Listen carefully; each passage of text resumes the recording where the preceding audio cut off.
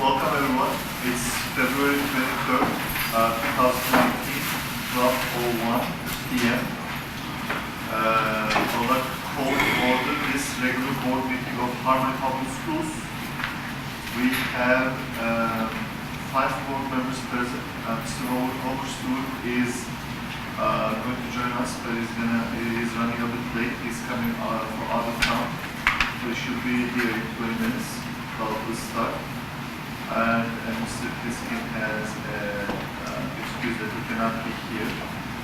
So we have 4. Do we have any public comments? Yeah, we have 3 public comments. So just beforehand, we have 3 minutes per public comment. So once we get started, I'll start the timer. The first person is Tommy Bean Jr. Sir.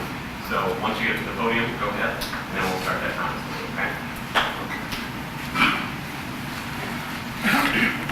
Good morning. I'm here today to speak about an incident that happened with my daughter at Harmony School of Excellence. My daughter was assaulted by another student at that school. And I went to the school administration or the school leadership to try and get a resolve with this. I came here with this morning to show that I am a concerned parent and the school system has recognized me as a concerned parent, as a star parent. When I went to the administration 4 separate times, I got the runaround. Ms. Burnham, Mr. Eggman, Mr. Costner, nobody gave this issue the attention that it needed. My daughter was not only assaulted once, she was assaulted a couple of times. And one of those times, she was choked. Now, I don't know if anybody here has any understanding of how long it takes to shut off a windpipe for someone to die, but my knowledge is it takes 90 seconds. That I take very seriously. My child could have died from being choked. But when I asked to have this investigated, as I said, I got pushed aside. This has been an ongoing issue, and there still has not been a resolve. I filed an assault charge with the Sugar Land Police Department. The information that was provided to the investigator on this case is partially falsified. So I'm here again, and I will be here continuously until this gets resolved. And in all actuality, if it had have been done the way that it should have been done, I could be at home this morning eating breakfast and watching TV. But instead, I'm here trying to get someone to understand this situation and to understand how serious it is for me and my daughter's mother and the family. Thank you. We have another speaker, Rardina Praveen, I apologize for the pronunciation. We're going to go at 3 minutes.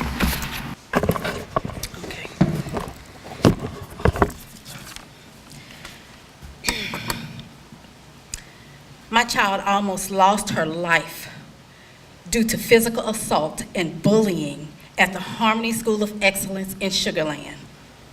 My 10-year-old daughter has suffered an extreme case of bullying. This includes gang-related activity, multiple cases of physical assault by the hands of various individuals, and high levels of mental and emotional abuse in the presence and with the knowledge of staff, teachers, and other students. The school, in my opinion, wants to continue to push this under the rug. We have been having meeting after meeting, but to our knowledge, no action has been taken. We were scheduled to meet with the superintendent 3 times, and coincidentally, he canceled all 3 times. December 6th, we met with the Dean of Discipline regarding the seriousness of the bullying. We were told my daughter would be watched and the students would be separated. The principal, Mr. Ekman, and the vice principal / Dean of Discipline, Ms. Burnham, assured us that my daughter would be safe to return to school. The following day, once again, my daughter was attacked by one of her bullies, being punched several times. In November, my daughter was slammed into a locker so hard she suffered a concussion. She had no recollection of what even happened or how she made it to her next class on that day. She went into the nurse's office that day, but conveniently, the school does not have record of that. Another assault was of my daughter being choked to the point of near unconsciousness. Another student helped my daughter escape being choked to death in the school restroom. My daughter has been traumatized and has gone into a deep depressive state. She is currently being seen by a psychologist. No one, especially a child, should have to undergo any type of treatment such as this. This type of behavior should have been dealt with urgently and in an effective manner by the teachers and administration at our schools. All too often, victims of bullying are coming up dead by the hands of their abusers. Children that are victims of this type of abuse many times are afraid to report these types of incidents to their parents. My daughter reported the bullying to a teacher. She was told to remind her the following day because class was about to end. I'm almost done, please. Okay, my daughter reminded the teacher the following day, yet and still the bullying continued, which leads me to believe that nothing was done. We, her parents, were not notified of anything. My daughter hid in the bathroom every morning. I just want to ask y'all to please,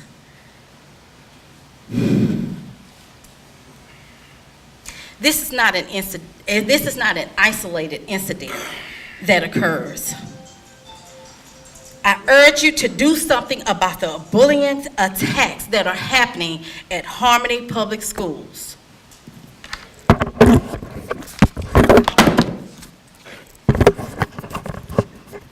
For public comment, Mr. Monroe.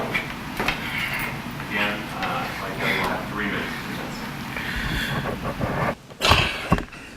I'm not one to keep coming to board meetings. You can ask HISD and Fort Bend.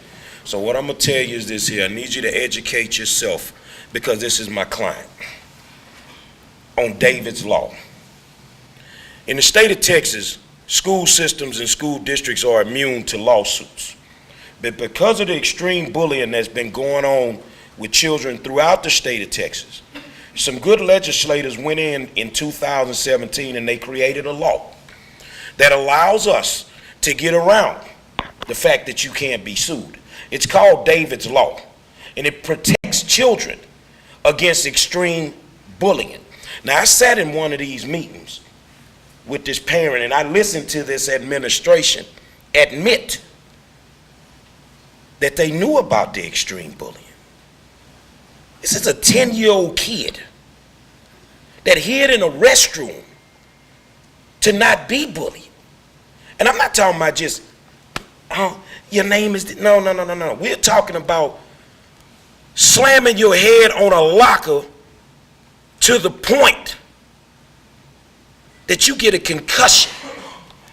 Now, what I want you to do is I don't want you to take me serious.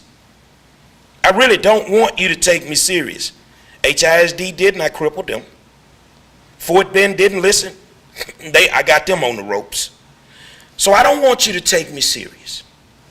I want you to do what you do. I want one of your members here to go to the news station like they did 2 weeks ago, 3 weeks ago, and threaten to sue the news station for doing a story on this. I want Mr. Simsek at the high school to defame my character or my name again, and I will introduce him to my lawyers. I want you not to take this serious. I want you to research David's law and understand that if there is no justice for this child, learn how to write a real big check, because we're going to sue you for everything in our power. Now, what's going to happen is people are going to see this. Kids are being abused in Harmony schools. Your enrollment is going to drop. I'm going to make sure. If you keep playing with me, saying that I'm threatening folks when I'm not, then I will call Homeland Security and tell them about all the Turkish administrators that don't have the required visas that they need. Their visas are expired. I don't say things just to say them. I got the information. So now it's time for you to make a decision. Do we stand up for the child that's inside of our school every day? Do we protect them when they come to school? If not, you don't have to do anything. But I can promise you this, I'm not going to keep coming to these meetings talking to you at all. I'm done. All right, thank you. Thank you. So with that, our first item is the Texas Academic Performance Reports, PAPR, public hearing for all HPS charges. Good afternoon, everyone. My name is Jason Yağcı. I'm the Director of Accountability in all Harmony Public Schools. I'm here to present the public hearing for Texas Academic Performance Report for all 7 our districts. Let's start because my presentation a little long. This is public hearing. On this annual report in 2017-18, it's required, Texas required to do this board of trustee presentation and open to public. I'm going to present the Texas Academic Performance Reports, PIMS financial standard reports. All these are included for each district, and district accreditation status, campus performance objectives, which we're gonna also publish all this on our website, and also information on violence and criminal incidents, and the information on performance of previous year graduates in their first year at college. Each district board of trustees must hold public hearing to discuss this annual report. That's why we are here. First one is the big part of this presentation is the Texas Academic Performance Report, which is based on actually our state test performance. These are also available on TA website. It's open to public. Anyone can go and download those for campus-based or district-based reports. And also, I'm gonna summarize the financial actual reports, which is 2016-17 academic years, not 17-18, which is a little, we are on this one is those reports presenting total revenue, as the net assets, total expenditures, and also the expenditures according to programs, and also the program intent codes. And also on these reports, there's also accreditation status that's also available on TA website. It's anybody can go and check those. It's 2017 first, which is the financial integrity rating system for Texas, and also 2017 accountability rating, which we're going to present, and also 2017-18 accreditation status.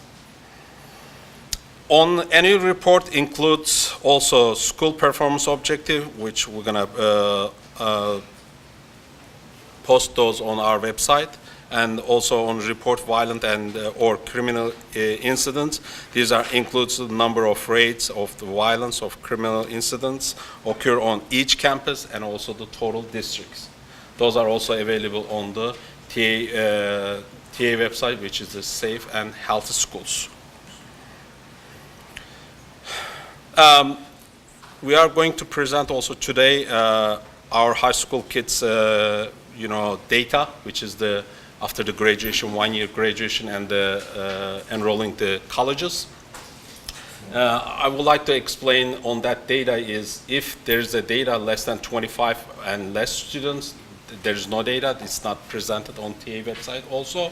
And also there is also non-trackable number of students you will see on that report, which is actually if the student doesn't have a standard Texas ID, generally it's not trackable because those are local school ID. So each school district has their own way to give the ID for those students. So those are maybe not trackable. There's also another option there on the graduate is not found. Those are the students generally enrolled on the colleges or universities outside of Texas. Before starting on those 7 our district's numbers, I like to present our public school, our Harmony demographics last year, 2017-18, and to compare with our Texas state. As you can see, our educational, economically disadvantaged students number is higher than the Texas state, and also our ESL students, number of ESL students enrolled. Our schools are significantly higher than Texas state, and special ed students is a little lower than the state of Texas. Any questions so far? I want to go fast. If you guys have any question, let me know, and we can visit. Yes? Just in the previous slide, you asked if you have questions in the previous slide. This one? What is the criteria? These are the graduate students' data. Not trackable and not found. How do they? Not trackable means that some of our students they don't have a social security number. So school assign a number, school number. So those are generally not trackable. So when they go to college or university, it's not trackable by the higher education data. Okay, let's start with our one of our Houston district, Harmony School of Excellence. It's generally we call Houston North area, and the district number is 101858. Okay, first of all, I would like to briefly give what is the demographic on that district. We have almost 5,000 students enrolled in that school. Those are again last year numbers. And economically disadvantaged student number is 61.1%, and total staff on that our district is 369. If you look at the experience of our teachers, beginner teachers are almost 11%, and 1 to 5 years experienced teachers is 54%. Student enrollment by program, bilingual or ESL is 21%. As you guys remember, state average is 18.8%. Special education enrollment is 6.3%. Ethnical distribution, Hispanic is almost 40%, African American 17%, and Asian is almost 13%. Let's look at the numbers. There are district performance on STAR test. The first column is, these are going to be similar to the all district. I would like to explain here what I put here. The first one is the included all subjects on the first graph column, let's say, and those are the approach. Approach means the student who passed those tests. Those are also including MITs and the master students. So 81% of this district is passed. And the first column actually is the state number percentage, which is 77% for the state. And the second one is mid, as you can see, 53% for this district and 48% for the state. And the second part of this graph is including the progress. As you guys maybe know that last year TA changed the STAR test, how can I say, the evaluation, which we have now 3 domains. One is the student performance, the other one is school progress, the other one is the closing the gaps. So that's why I include the second part is progress. How the kids are progressing, all grade levels, the first column, which is showing the state first one, 61%, 71%. And also I include the 2 major subject course, which is ELA and math. Refresh my memory on closing the gaps. Yeah, closing the gaps is the third domain, which is 30% of that, the accountability ratings, which I didn't include here because it has more data, because they are looking at all different demographics, let's say the race and also ESL students, also special ed students, and the state has a kind of specific criteria or the percentage we supposed to meet. And each district, they're looking each those subgroups. If they pass that percentage, for example, all students supposed to pass 40% or more in ELA. If the district pass, they get 1 point. So they are collecting all those data. There's like 5 different subcategories. I can show those one of our districts here when we have time, or I can do another presentation for you guys to explain all those 3 domains. It's take time. It's maybe probably a couple hours we need to go into those details, but I try my best to summarize here just a couple of domains to show here. Okay, so 22, you got 22, which is for the state, and 25%, which is actually showing for Harmony, is that correct? Yeah, this is the specific one district, which is the Harmony School of Excellence, yeah. Not the whole Harmony. Again, I'm doing 7 districts. That's fine, I understand that. What's that compared against? We have 25%, what was it before that? Again, this is the first time we using, because before that we had 4 different, the domains. This is the first time actually TA implementing this new 3 domains system. Understood. But still we have those numbers. Actually, it's on the TARP report, actually.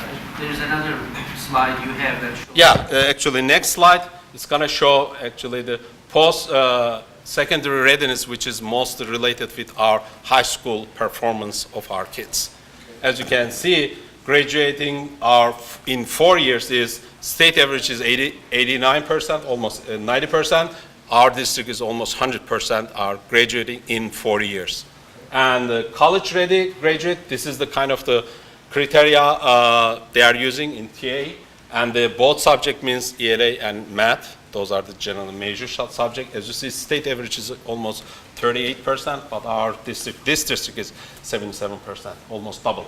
And the second one is AP, Advanced Placement Courses.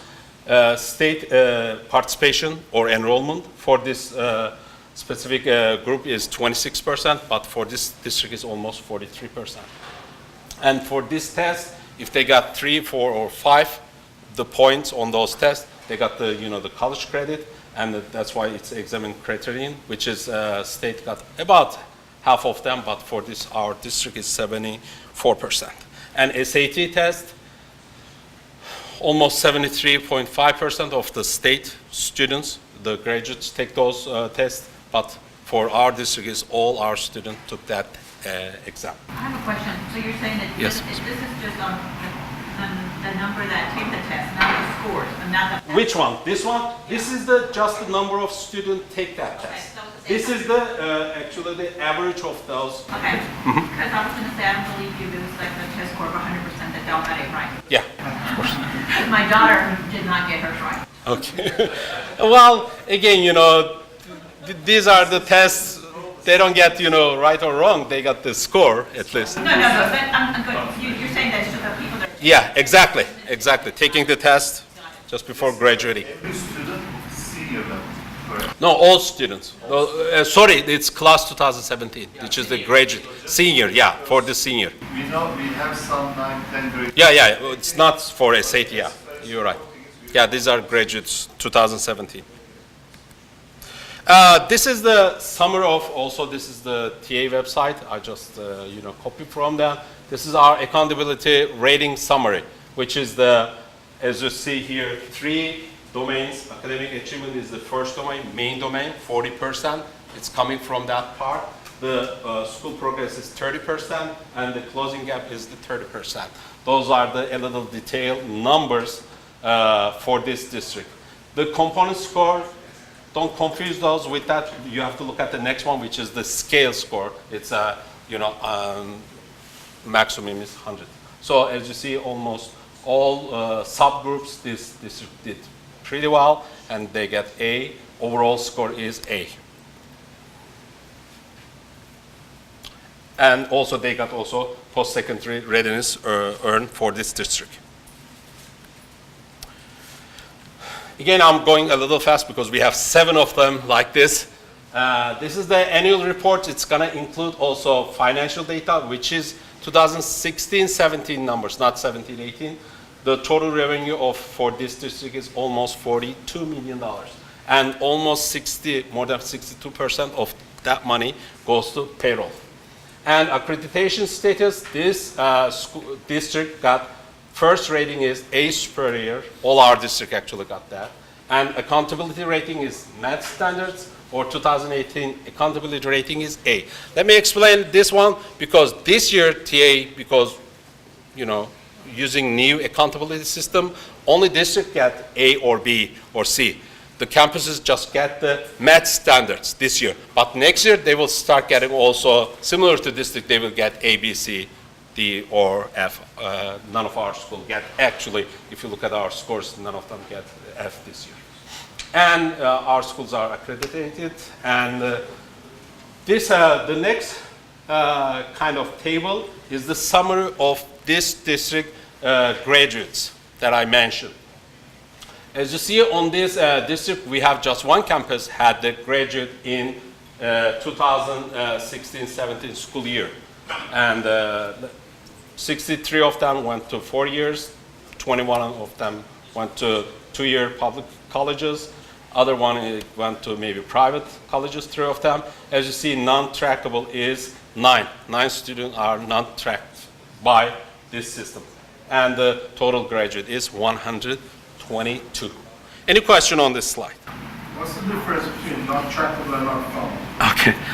Non-trackable is some of our students, they don't have social security. So we generally assign like local school ID numbers. So those are when they go to another college, it's not trackable by the TA or the higher education data. So those are not trackable, unfortunately. Non-found is, those are generally the students who went to other universities out of Texas State. Generally, they don't track those, or maybe some of the schools, they don't share those data. These are generally shared by our Texas State universities and colleges. Again, as I mentioned, we are going to publish all those annual reports on our website under the academics and accountability website. And it's going to be available for campus and here as well. And next district is our El Paso district.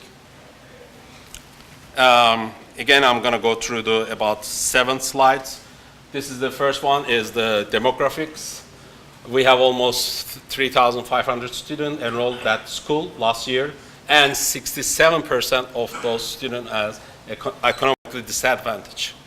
One of the things I like to explain here, because that's the important number here, most of our schools has, highly economically disadvantaged population. Those are actually advantage for us to get higher ratings on those, accountability tests, because those get extra credit. Total staff is 302.3. Let me explain. 0.3 is the, some of the staff is working half time. That's why those are the state numbers. So that's why I didn't round it. So I put it the exact number there. So so they work part time or partially in our schools. And on this campus, as you can see, beginner teachers, which is the first year, 8.5, and 1 to 5 is 60%. Bilingual, interestingly, this is El Paso district, but don't confuse with that, because we have also campus in Lubbock and Odessa included in this district. That's why maybe you guys wondering, this is El Paso, but ESS students are low because of Lubbock and Odessa campus also in this district. Special education is 9.2. Ethnic population, as you can see, Hispanic is 70%, and white is almost 24%. Let's look at our district performance on the STAR test for this district. As you can see, all subject area is 80% above our Texas average. And math score is close to state, and master is 21%. And progress on those, all grade level is 72%. Our students are progress or improve, that means progress. And in reading is 68%, but math we did pretty good in this district is 77%. Let's look at the post-secondary readiness for this district, class of 2017 graduates. As you can see, all students graduate in 4 years that year. And college readiness, 65%, which is almost double of the state average. AP course participation, almost 53%. And exam passing rate is 60%, that's a great number. And the SAT participation, again, 100% for this. And the average of SAT score is above state average. Again, this is El Poso, Lubbock, and Odessa schools, which is actually way higher than the other schools in that locations. This is the summary of accountability ratings, and as you can see, this school also got the post-secondary readiness, and they did a great job, and their overall score is 94 points, which is really high for this district. And economic disadvantage, as you see, is 67%, almost 10% higher than state average. Any question on this? I don't want to go to each of them, but I can do this maybe, go over each, subgroups here, do another presentation. But on this one, I'm just briefly giving you these numbers. As a reminder, so when we are calculating the scale score, Professor, I would you explain to us it is maximum of? Yeah, here, let me explain that. In elementary schools, they don't have those two. Why? Because they don't have college-going graduates or graduate rate. So in elementary school, if our school is K through 5 or 8, in first domain, our school just get the star performance, which is the 40% of that. And the second part is school progress. In school progress, we have two criteria. One is academic growth, which they look in the improvement. If one student was just approached last year, but next year they go to next level, which is the master level, or So yeah, I think, I'm sorry. Sorry. He's asking about not the percentage under student achievement. There is a percentage under student achievement, but then we take the higher of student achievement and school progress. I think that was your question, right? Yes. Yes. Yeah, we take the higher of student achievement and school progress, and then that together, those two together is 70%, and closing the gaps is 30%. 30%. Here's the example. As you see, 84, 94. This is high. So this 94 goes to here because it's higher than this one. So this score, overall, the second domain score is 94. Then they look at the 94 and 91. Which one is higher? This one. So they took 94. So 94 became actually 70% of the overall score. And 30% of this. And this is both of them 94. So overall is again 94. Annual reports, actual financial data is almost $32.5 million. Again, almost 64% of those money goes to payroll. And accountability ratings, again, accreditation status, again, for this district is A, first rating, superior, and MET standards. Accountability rating is A. And this district also earned the post-secondary readiness. And let's look at these numbers. On this district, we have only one campus, had the graduate in 2016-17 years. 26 of them went to four-year college, and unfortunately on this graduates also we have 6 of them non-trackable and 10 of them not found. Maybe they went to out of country or another state, enrolled to the colleges. Again, these reports will be available before March 9. I'm going to post those on the website. Let's look at the WACO, which is our biggest district. The name is WACO, but only we have 2 campuses in that. Yes? This is the third one, right? Yes. Can we speed up the process because we have a full agenda? Okay. Go through them and then just Okay. If you guys have any questions. like the board members will stop. Okay. But this is a public hearing, so we have to, everyone should have access to copy. We have access to this presentation as well. Mhm. And just for this time management sake, Sure. we just, I think it was good that you explained the first two. Mhm. It's clear to us. But the remaining five, we can. Sure. I'll speed up. This district, our biggest district, we have almost 9,651 students. Total staff is almost 709, and the economically disadvantaged number is 57%. Let's look at the performance. Our overall percentage of this district is 78% compared to state 77. And progress, if you look at the progress, all of them is above the state average. Let's look at the post-readiness, post-secondary readiness numbers. Graduate students are above state average. College readiness, again, more than double of the state average. AP results are also good for this district. And the average of SAT scores is above state average. Let's look at the accountability rating for this district. It's again A. We have seven districts, and 6 of them is A. Only one of our districts is B.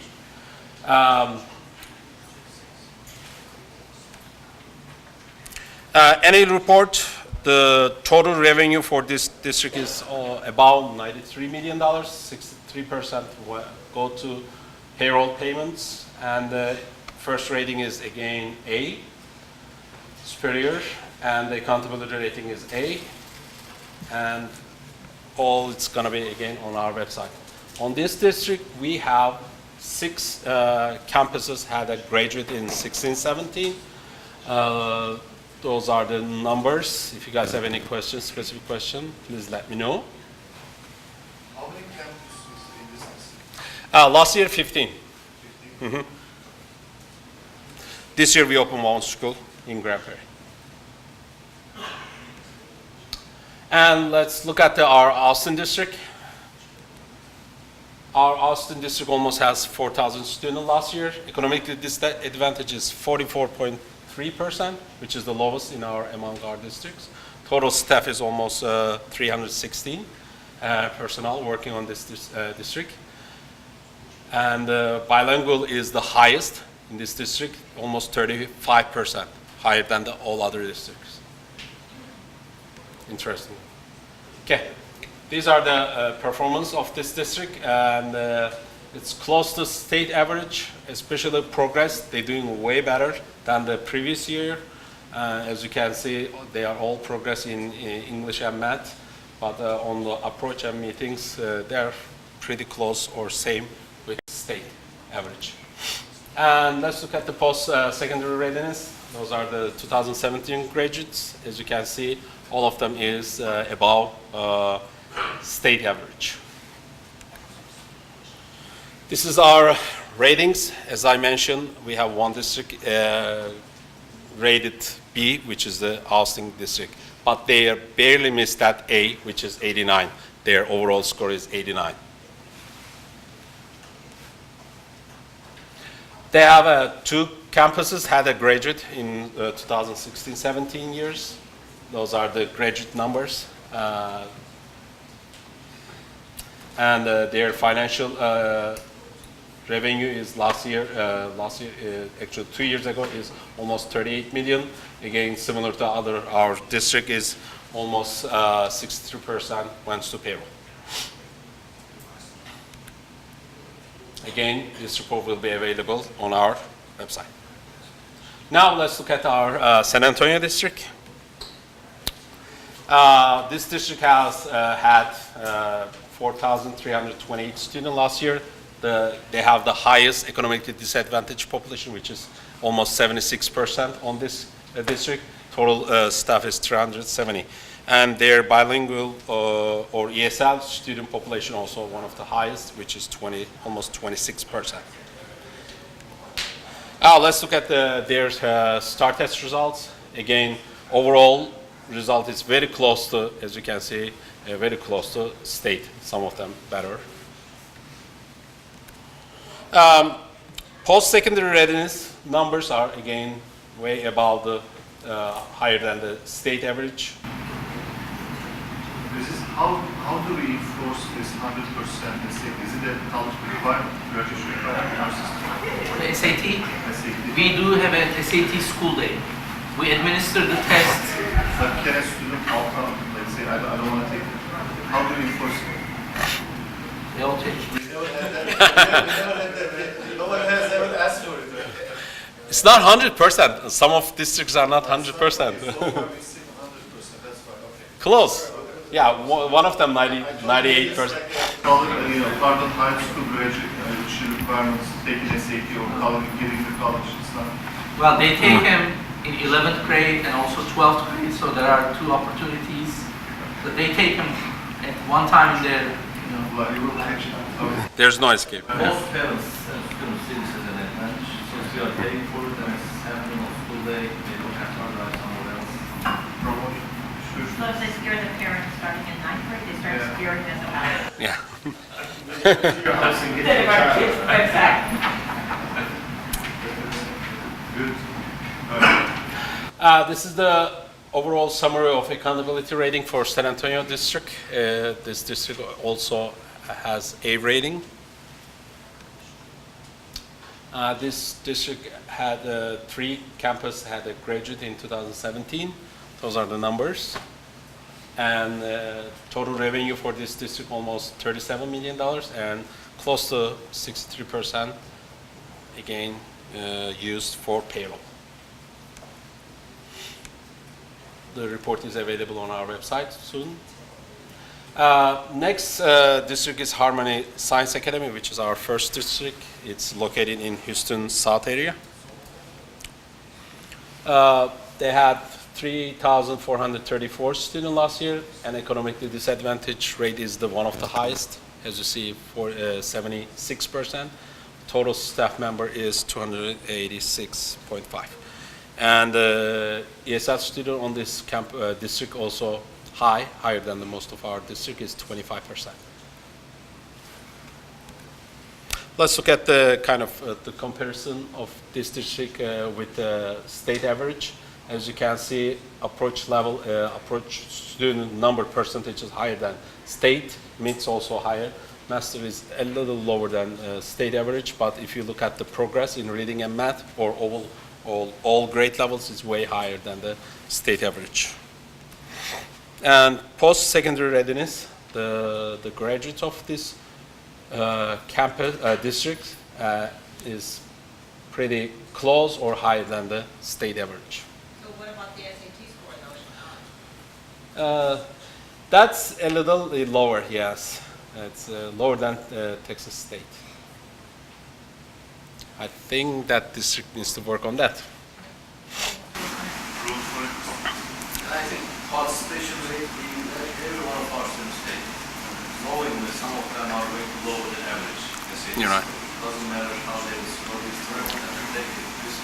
But comparing the state, they only have 7.3. So this so far has been the only district with Correct. lower ones.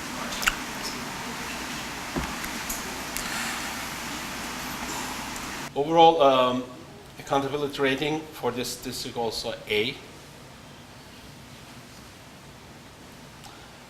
This district has 2 campus graduated in 2016-17. Those are the number of students.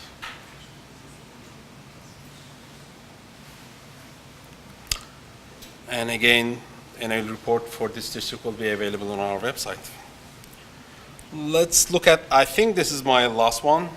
Last district, this is a Harmony School of Science, which we call Houston West district, one of our smallest district. This total students enrolled last year on this district is 3,432. Economically disadvantaged population is 48.7. Total staff is 261. And if you look at the ESL numbers are almost 16%. And beginner teachers number is high, which is almost 10%, more than 10%. Katy and Sugar Land campuses are in this district, yeah. But if you look at our star results for this district, is maybe the best district we have. You have a lot of Asians in this one. Who knows? Yeah, depends.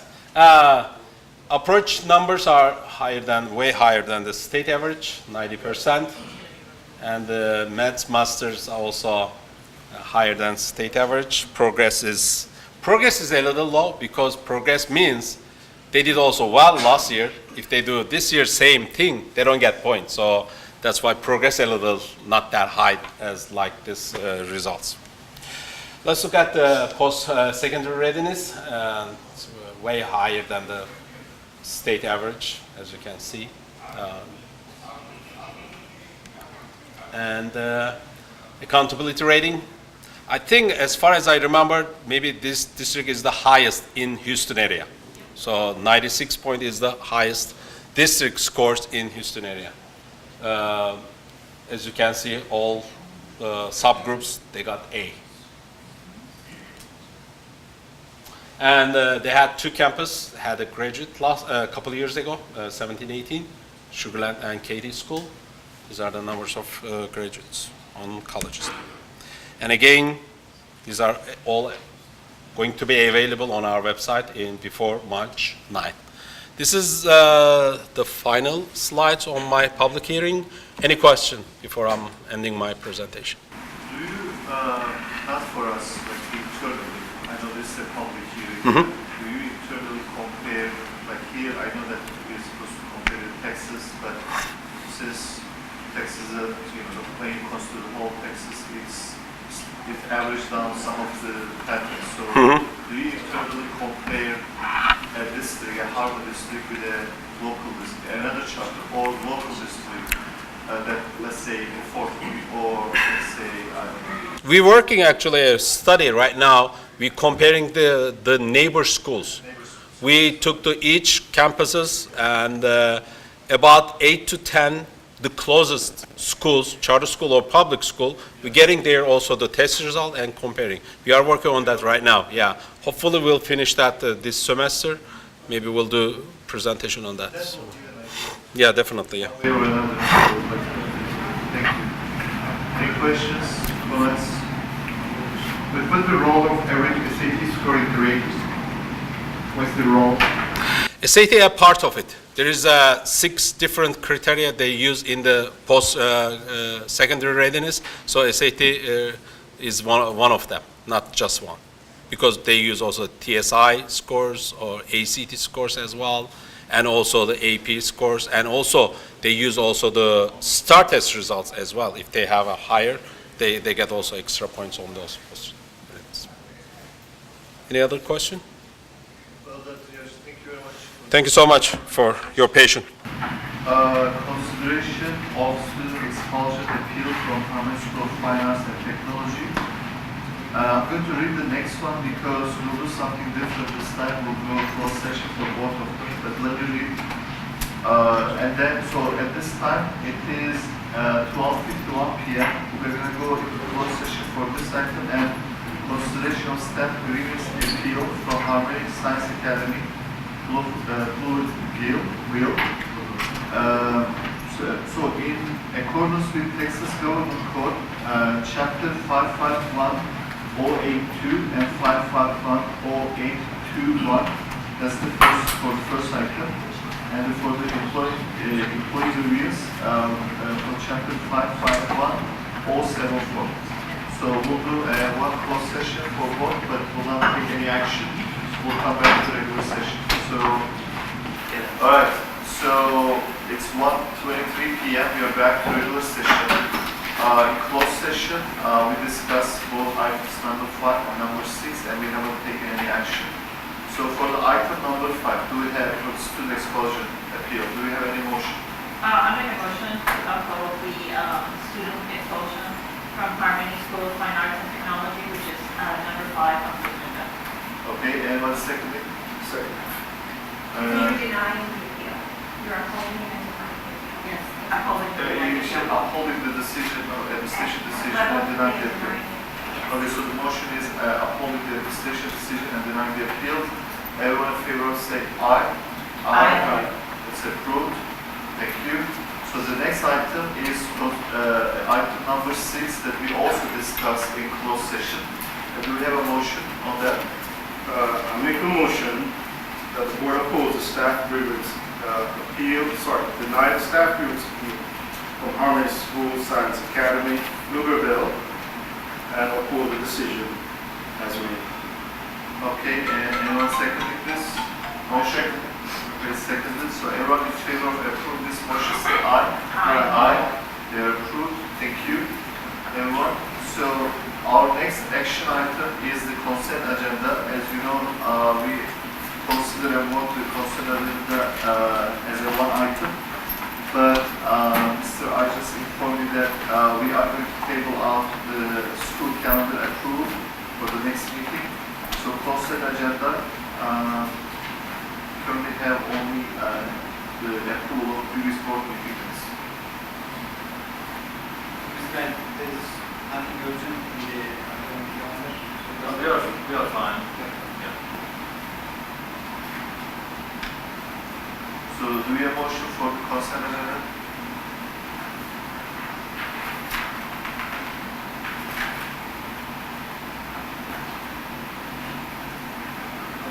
I make a motion for the approval of consent agenda. Okay, anyone second? Second. Everyone in favor of approving consent agenda, say aye. Aye. It's approved. Our next item is a review of quarterly unaudited financial statements of December 31st, 2018.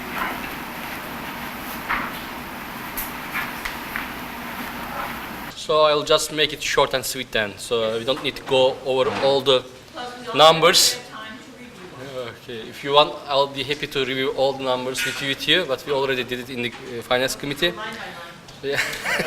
So let's make it short and sweet. The good news is in 6 months we have $8 million net asset change. So when you just look at here, you will see $8.3 million net asset change in 6 months. So it was $4 million last year. So, I mean, we are in a good shape. All our clusters can reach their goal, financial goal. So we don't need to worry about anything. So when you look at our total expenditure, we have the same expenditure when you compare our current year's data with last year. But when you look at our revenue side, we have $4 million more than last year. So at the end, it creates $8 million net asset change in 6 months. So if we have the same trend, there's a possibility that it will be around $14–15 million net asset change in 1 year. But of course, I mean, we cannot know the attitude of our clusters in 6 months. So, but at least I can easily say we will do much better than last year. If you have any question, I am happy to assist you. Okay. And our total net assets, last year it was $62 million, and this year it is $77 million. So in 1 year, we have $15 million net asset change. Our total liabilities was $512 million, and it's right now $522 million. And our total asset is $524 million. So, if you have any question, I'll be happy to assist you. Otherwise, we can just move to the next agenda item. No. Please go ahead. We need to announce the next item before you move. Is there any question on this review item? No. All right, thank you for this presentation. Our next agenda item is review of quarterly board investment report of December 31st, 2018. I mean, different than last year, and we notice interest change this year, so that's why when you compare our interest earning with the last year, it was around $1.2 million last year. This year it will be around $2.3 million. So normally our surplus goal is around $7 million. $0.6 million of that amount is coming from our interest earnings. So which means that we are just lowering our surplus goal of our school districts. So we are providing more revenue to our schools. So this year it will be $2.3 million additional funding for our schools. So also in this page you can see the summary. Just for these 3 months we have 400K interest revenue, and we don't expect any more increase in the interest rates. So we are planning to have long term. Normally in some investment we were keeping them for 3 months. So starting from next month we will make it for 9 months long term investment, since we don't expect any more interest increase. Okay. If you have any question, I can help you. We always differentiate our investments to be sure that we have the lowest risk we have. So we have several, in the report you can see the distribution of our investments. Sorry for that. In the next page.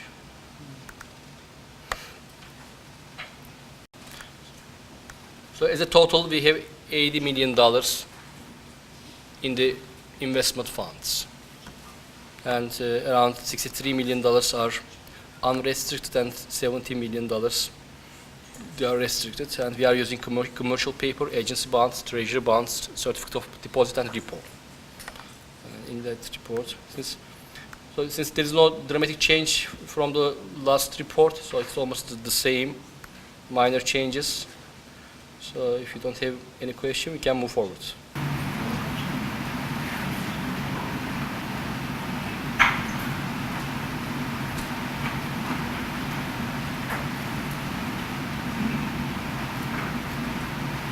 So when you make these decisions, like you said, we make sure we diversify any other decision. We are using external consultants. Yeah, of course. Yeah. Present to us. Yes. All right. So we also had some questions which we asked to the finance committee. So I do not have any other questions. If anyone else has a question, we can entertain it. Otherwise, this is not a full item. We'll move to the next item. Is there any limit for investment for our school system or in general?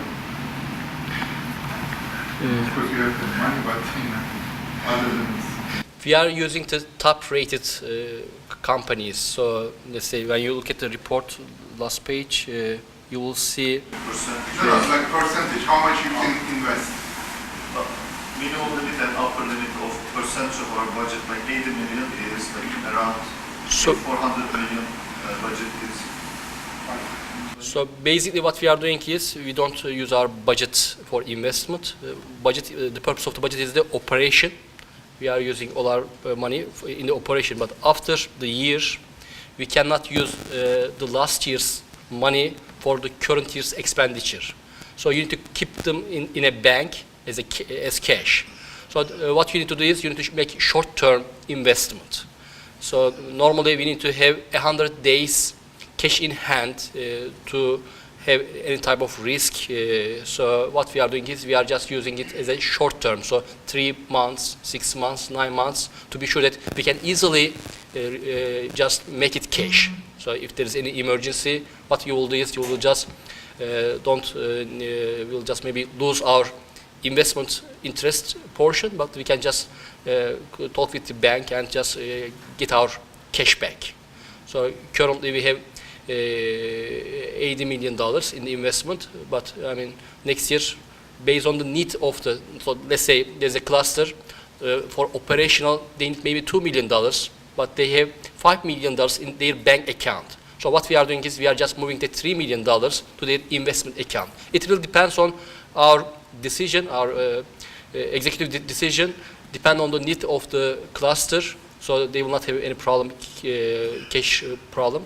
But it's very flexible, so it's a really short-term investments, but it creates $2.3 million additional revenue for our schools.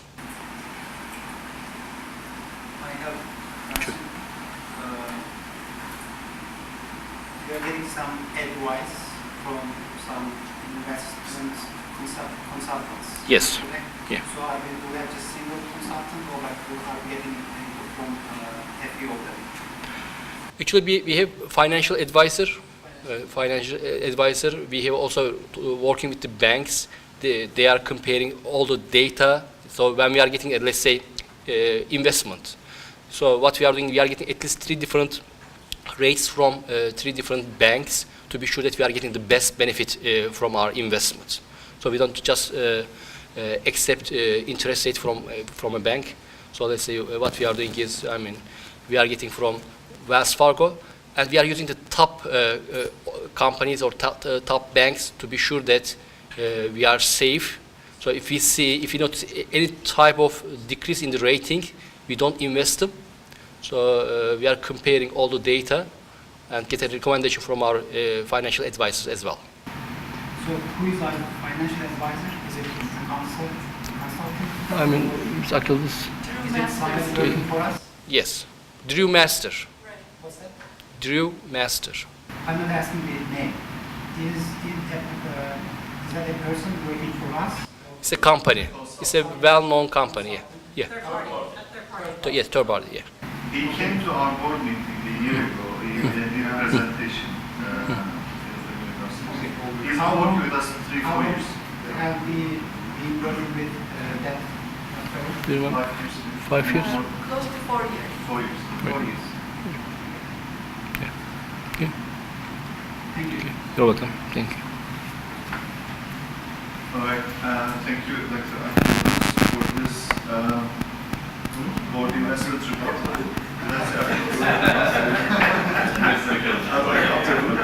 Ms. Akıldız. As a teacher, I tested you if you're following or not.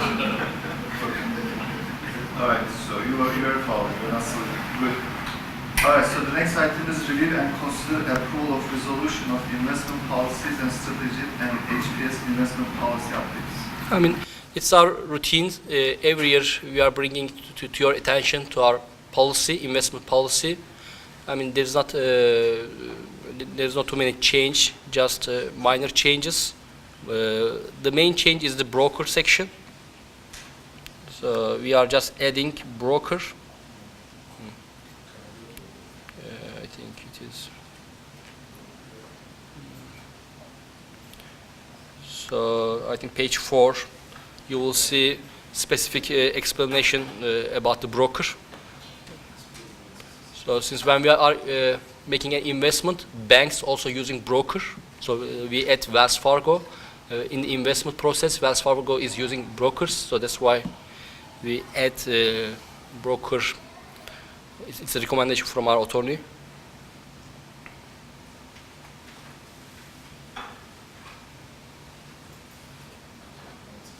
So it's the main difference, and also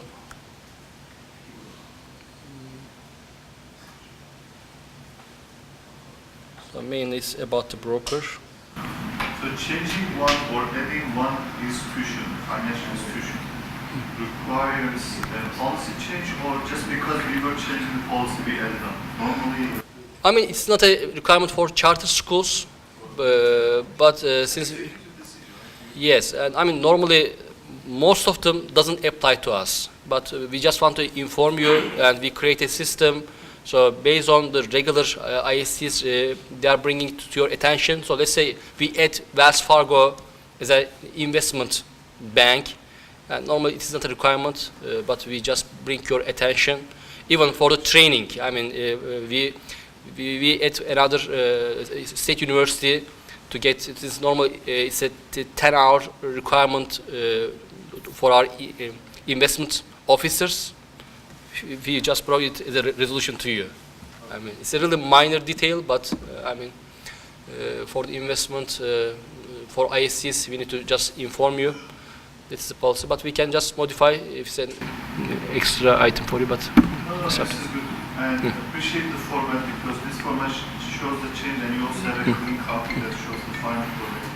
I mean, it looks like there are too many changes, but the same attorney, I mean, changing the typo and other things. So the main change in this policy is just the broker section. Right. I mean, In the section just above the Texas Government Code, 2256, Doc 108, I think that was on page 4 of the document. You've actually added, I'm assuming because it's in red that was added, is that correct? Right there, just above the, where it said secured in accordance with Government Code Chapter 2257.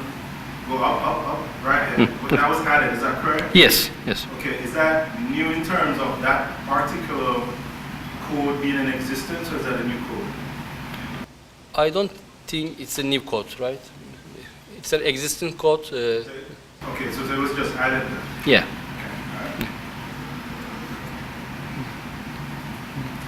In the past, it was vague. It was vague, yeah. Reference to the code, so that people would understand. Yeah, which is fine. But I mean, it reviewed last year with our attorney. The same person reviewed the same policy and made too many changes. We know how these things are, right? Yeah, This is my clarification, this was. absolutely. Yeah. All right. So this is an action item. We are updating or we are considering approving these changes to investment policies and strategies and policy updates. So we need a motion.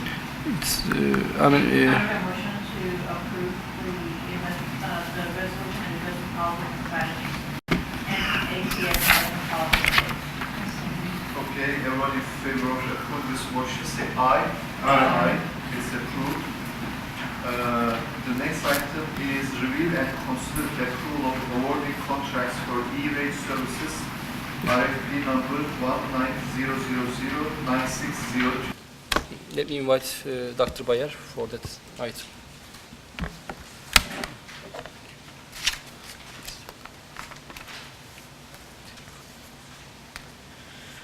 Good afternoon. My name is Mehmet Bayar. I am Purchasing Director, and generally I present these bids to the Finance Committee. But at that time, I bring this to your attention because of the federal, timeline. There was very rigid timeline. So because of that, just we reviewed in our previous Finance Committee. And here is the evaluation report of the E-rate services procurement. The bidding is done by the Region 12, which is our E-rate consultant, and all the RFP package and the bid process is done, and the proposals are collected by the Region 12. And as Purchase Department, we just did the evaluation process of these proposals with the TESBO. And by the way, Ms. Stevenson from the TESBO, she is here also for any questions for the evaluation process. And so there were two major components in this bidding. One is the category one is the data transmission and also internet services. And there are three subcategories under this. Second category is the networking tools and the services. And there are 7 subcategories under this service. And these are all IT terminology. So I am not an IT guy. But there are the switches, firewall, or UPS, cabling, like that. And proposals are evaluated based on the evaluation criteria, which is released in the bid package.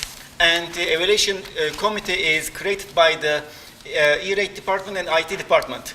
And also Mr. Kaba from IT department is here for any question about these categories and the RSP package. And so evaluation process is done based on each subcategory, because vendors are proposed their prices for each subcategory, and each subcategory is evaluated independent than other categories. So all the details are provided in this report, and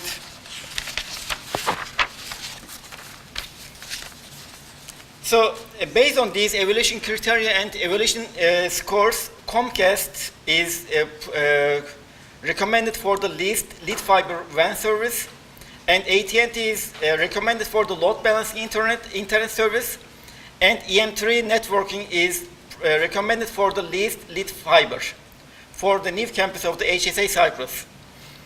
And these are for the internet services. And for the networking tools, NetSync is recommended for switches components and firewall and components. Weaver is recommended for UPS and components for data center. And NetSync is recommended for UPS and components for campuses, and also cabling and connectors, including installation. InSource is recommended for wireless controller management and other equipment. And Hyper Network is recommended for the installation of switch, UPS, and project management. So again, we did this evaluation with the Hasbro. And Regina, would you like to? Again, the evaluation was very thorough. I think that this leaves Harmony in an excellent position to recover money through E-rate funding, because you will be able to select line by line or section by section what best meets the needs of the organization, which is what the position you want to be in when you're looking at potential E-rate funding. Where does the software licenses and servicing go?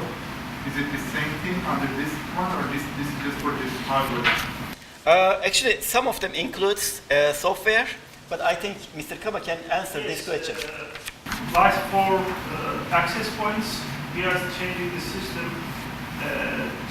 moving to smart zone, which the controller will be over here, and it will control all access points.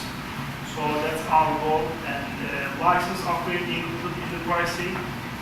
Some switch upgrades will be necessary for certain schools. Also in category 1, we are doing the ELAN connection. So currently, all campuses have 1 gig internet connection at each location. We have contract with Charter, Spectrum Enterprise Company, until June 2020. So the first item in category 1, which is fiber WAN, is just a data transfer switch between campus and here, which is like 65% cheaper. So we are going to provide the connection from each district office to the schools. We are piloting it in Houston South, that's 12 location to pilot it this year, and we are going to implement it in every other school following it. As any of this has anything to do with the data center? Yes. The second item in category 1, we are getting load balancing internet for data center, which will be 10 gig for Houston location and 5 gig for Austin. Also, it's going to be a backup internet for us. E-rate covers that if it is load balancing, which we are using for that purpose.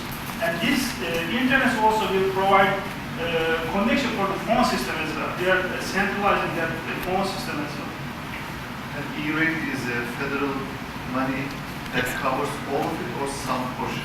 Actually, 80%. It comes 80%, we pay 20%. We pay 20%. You get reimbursement from the E-rate, 80%. All right, any other questions? So we need a motion to approve this item then? So I'm going to make a motion that we approve the award of contracts for E-rate services RFP, number 190009602. Okay, everyone in favor of approving this motion, say aye. Aye. It's approved. Thank you, Dr. Bayram. The next item is consider approval and ratification of the minutes and actions of the Finance Committee meeting on February 8, 2019. Good afternoon one more time. Finance Committee meeting was held on February 8, 2019, 1:30 p.m. at the Central Office Austin Room. 5 committee members were present. We had 4 review items and 2 approval items. The committee reviewed quarterly financial statements, investment report, E-rate services procurement, investment policy updates.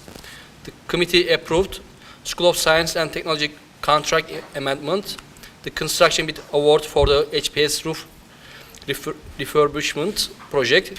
The total amount for the project was $410K. it was for Brian and Nature Campus. It was a short and sweet meeting. So if you have any questions.